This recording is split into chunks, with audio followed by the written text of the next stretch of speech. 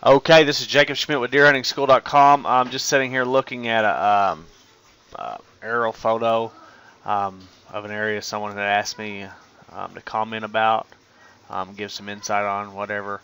Um, so I'm just sitting here taking a look at it.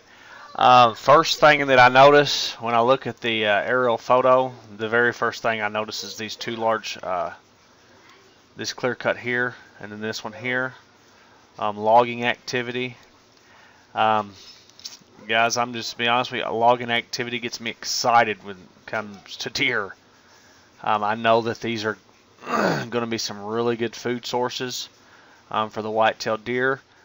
Guys, and two, that is getting to, a lot of people know that. It's getting to be where it's no secret. So it depends on the hunting pressure and things like that of the area, how productive these things are going to be as far as being able to hunt off of them. So if you've got a lot of hunting pressure, you're not going to, probably not be real productive hunting on them while they're really young. This particular clear cut here has got a lot of trees left over inside of them, both of them. That if you're hunting from a tree stand where you can get up in them trees, as these clear cuts grow up, them are really going to be some really good spots to hunt because they're going to evolve, and I say this in a lot of times when I'm talking about logged areas. These areas here are going to go from just strictly being a food source where deer use them, just for food, and then usually, that's at nighttime, evening, to where that they go from being a food source and a bedding area all in one. And in that case, if there's any water in the area, you're going to have deer, if there's any water within the clear cuts, you're going to have deer that won't even hardly come out of them at all.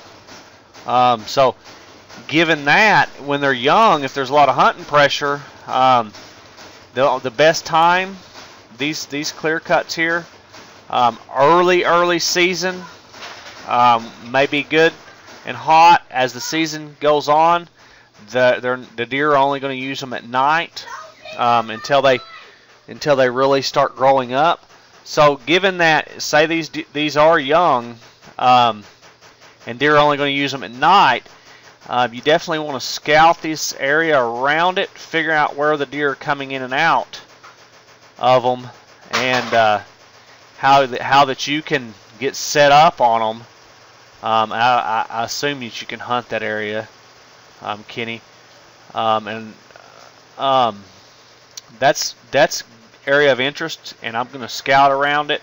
And depending on the hunting pressure and stuff, you got to use some judgment on that early in the season. If you, and they may be too old by now, especially next year, because usually the early season's already gone, but they may be too old now by next year that you can sit back and look. But early season, you may get you a spot where you can get up one of these trees before season and just sit there with a spotting scope and stuff and see where these deer are coming in and out if you're a bow hunter, and where you can get set up on them early season and figure out where they're coming. After that, as hunting pressure picks up, if there's hunting pressure, you definitely want to figure out the travel corridors in and out, and the routes that these deer are using. This area here is probably going to be pretty productive in here. If these are any food mass crop bearing trees up through here, deer are going to feed up through here and stuff. It looks like out in these areas looks pretty bare. That's general swampy area. It's generally some very brushy type of areas and things like that. Usually produces a lot of food. Areas like that do, and browse and stuff like that for deer. Them are going to be your food sources. Now you do have a draw that runs down here off the bottom of this clear cut here. It's running right down through here. Okay,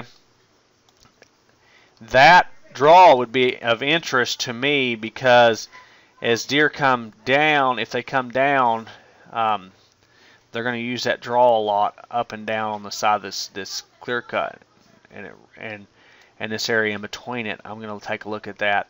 But other than that, just really, I mean, you know, the only stand locations I can point out in here are going to be as this stuff grows up.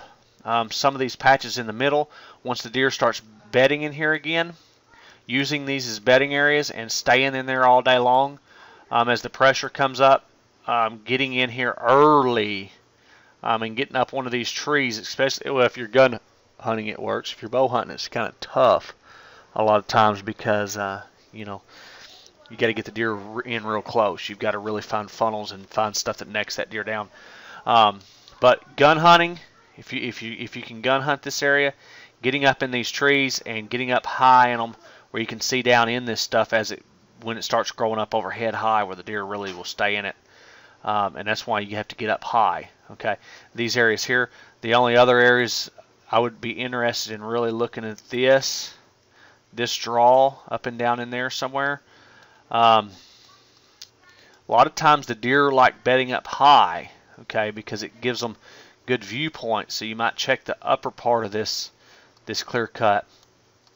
Same way here, they may try to bed up here, which there's a road there. I'm not real likely of, but these areas here. The only other thing is this looks like it's pretty short, but looks like maybe some browse and stuff. These islands of trees within these may come to be pretty good hot spots. Check them out, and you know, then just from that point, as you see deer and stuff, you know, you see deer coming from this direction or wherever.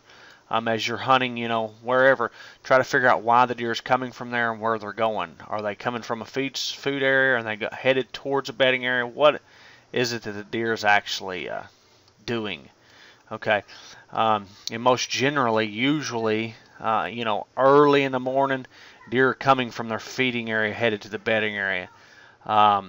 Late in the evening, right before dark, they're usually coming from their bedding area to their feeding area. So that gives you a general idea. Usually in the middle of the day, it's kind of tough because sometimes they could be going either way. You know, a lot of times they'll get up and feed middle of the day, feed a little bit, and then they head back to their bedding area. Another thing, deer will bed in different areas depending on the time of the day. In the daytime, during heavier hunted areas, they want to bed in the really thick stuff and get away from people in places they feel super safe. At night, they feel really comfortable. A lot of times they bed inside their food area. And if you have food areas that work out to be good bedding areas, the deer will bed right in the middle of them, like these clear cuts. They'll just stay in there. One thing I haven't noticed about this area is water. Haven't seen any water holes. So you know, you can look it up. If you know some water holes, some springs or something, there may be some pretty good hot spots because I don't see any water really. And the deer's going to have water certain times of the year, especially during the warmer seasons, the hunting seasons and stuff. So anyways, hope you enjoyed this video. I hope it helped you. Anybody else hunting areas and stuff like this, guys, with areas like this, guys, when you have clear cuts and stuff, them things evolve. I've said it in other videos. I'll say it in this one. They evolve from pure bare dirt to prime food source to a bedding area and a food source, and then eventually back into a big, huge forest. I mean, that's a long time, but they continuously evolve from one thing to the next. And knowing how them work is going to be a big deal, because there's going to be logging all around the country. Timber is of high demand, and honestly, it helps us out as deer hunters because it puts prime habitat for whitetail deer. Young clear cuts, middle-aged, you know, up to 10, 15 years old, somewhere in there. I don't know the age. Freshly logged areas up for several years are very good food sources.